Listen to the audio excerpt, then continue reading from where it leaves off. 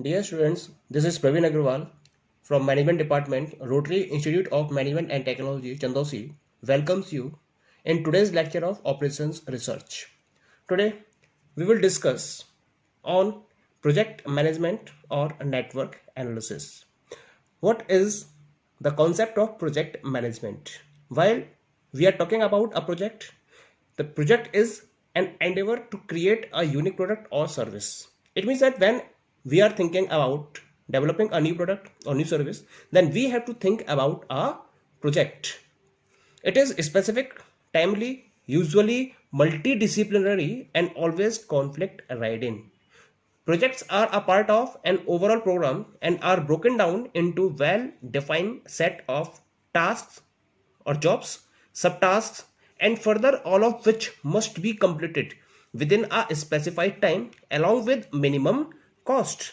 It means when we are talking about a project, we are talking about the set of tasks, subtasks, which are combined, and then we are getting a project.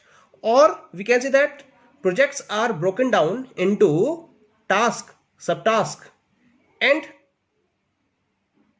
these tasks and subtasks must be completed within a specified period of time and also with the minimum cost. For example, construction of bridge, highway, power plant, development and marketing of a new product, research and development work, and so on. These all are known as the project. Now, when we are talking about the project, then the main objective before starting any of the project is to schedule the required activities in an efficient manner so as to complete it on or before a specified time limit at a minimum cost of its completion. Because what we want to do, we want to complete any of the project within a specified time limit and with the minimum cost. So when we are going to start any of the project, what we are doing, we are deciding then what is the way so as the project can be completed in a specified time limit or before this time limit and with the minimum cost. So what we are doing, we are going to use different techniques of operations research for the purpose of planning, scheduling, and controlling large and complex projects. And these techniques are known as network analysis. So when we are using these techniques, these are used for the purpose of planning, scheduling, and controlling the large and complex projects. Okay, it is a network analysis. Then what is network? A network is a graphical plan consisting of a certain configuration of arrows and nodes for showing the logical sequence of various activities to be performed to achieve project objectives. Because we are dividing a project into different tasks and subtasks. These tasks and subtasks are connected with the help of arrows and nodes in a logical sequence in such a way so that the project objective can be achieved. Then such a graphical presentation is known as a network. It includes two techniques: PERT, project or program evaluation and review technique, and second one is the CPM, critical path method. Now we move to the next concept. This is about the PERT/CPM network components. In PERT and CPM technique, we have to study the different components of these network. They are of two types: events and activities. What are events? Events in the network diagram represents project milestones such as the start or the completion of an activity and occur at a particular instant of time. It means when we are talking about the starting or the completion of an activity, then the starting or completion point represent event. It is represented by circles or nodes in the network diagram. It is of two types. The first one is merge events and second one is the burst event. What is merge event and what is burst event? Merge event represents, merge means two or more events are merging, two or more activities are merging at a particular event. Then such event is known as merge event.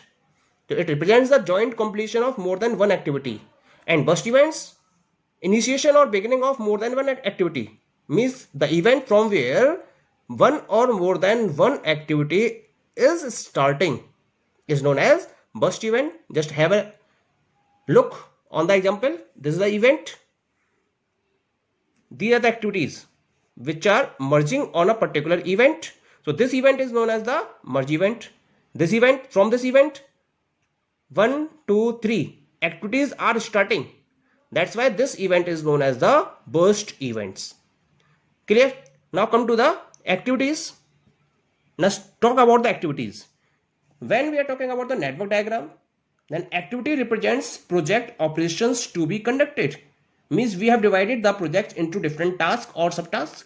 These tasks or subtasks are represented by activities because each of these activity requires resources and it takes a certain amount of time for completion. Okay. For representing activity, we follow an arrow. An arrow is used to represent an activity with its head indicating the direction of progress in the project. It is of two types. The first one is predecessor activity. It is of three types. The first one is predecessor activity. Second one is successor activity. And third one is the dummy activity. Predecessor means an activity which must be obtained before or more other activities. That is predecessor. Successor, an activity which starts immediately after one or more of other activities. One is over and then second one is performed. Then second one is known as successor activity. One is performed and second one is to be performed. Then the first one is known as the predecessor activity. Dummy activity, an activity which does not consume either any resource or time, is known as dummy activity. But when we are combining or when we are making network, then sometimes dummy activity is required. For example, we have this. Let's just look at the example. This is the event I, this is the event J, this is the starting event, this is the completion event, and it is connected by an arrow. This arrow represents a particular activity.